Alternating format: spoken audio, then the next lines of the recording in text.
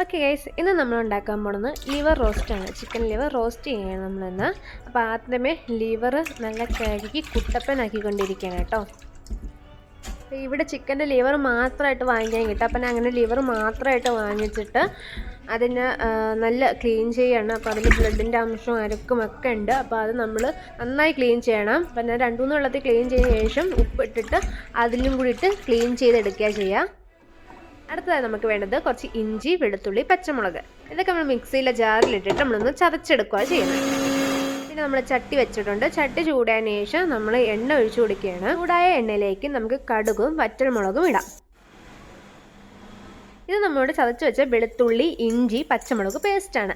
അപ്പോൾ കടുകെല്ലാം പൊട്ടി തീർന്നതിന് ശേഷം നമ്മൾ ആ പേസ്റ്റ് ചട്ടിയിലേക്ക് ഇടുകയാണ്. ഇത് കുറച്ച് ചെറിയ ഉള്ളിയാണ്, തൊലി കളഞ്ഞ് വെച്ചേക്കാണ്. ഇത് നമുക്ക് കഴുകിയിട്ട് അതിലേക്ക് ആഡ് ചെയ്യാം. ഇനി നമ്മൾ ആവശ്യത്തിനുള്ള ഉപ്പ് ഇട്ട് കൊടുക്കുകയാണ്.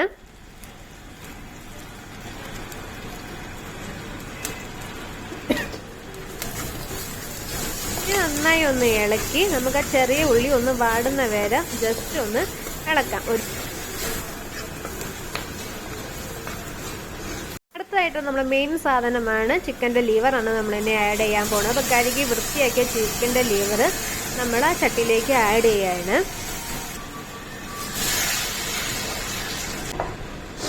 ഇനി ലിവർ വേവാൻ ആവശ്യത്തിനായിട്ടുള്ള കുറച്ച് വെള്ളം ആഡ് ചെയ്യാണ്. അപ്പം ഇഞ്ചിയും വെളുത്തുള്ളിയും നമ്മൾ ചതയ്ക്കാനെടുത്ത ആ മിക്സിയിലെ ജാറിൽ തന്നെയാണ് ഞാൻ കുറച്ച് വെള്ളം എടുത്തിട്ട് ആഡ് ചെയ്യുന്നത്. അടുത്തതായി നമുക്ക് പൊടികളെ പരിചയപ്പെടാം. മുളക് പൊടി, മഞ്ഞൾപ്പൊടി, കുരുമുളക് പൊടി. ഈ 3 പൊടികളാണ് നമ്മൾ ഇതിനു വേണ്ടി എടുക്കുന്നത്. 3 പൊടികളും നമുക്ക് ഇനി ഇതിലേക്ക് ആഡ് ചെയ്യാം.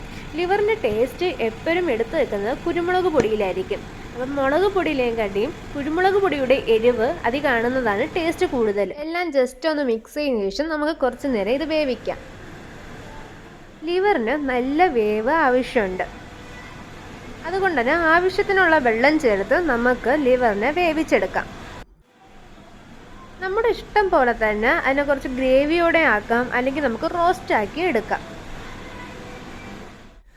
ചോറിൻ്റെ കൂടെയും അതുപോലെ രാവിലെ ബ്രേക്ക്ഫാസ്റ്റ്, അപ്പം, ദോശ, അതിൻ്റെ കൂടെയും ഇത് നമുക്ക് എടുക്കാവുന്നതാണ്.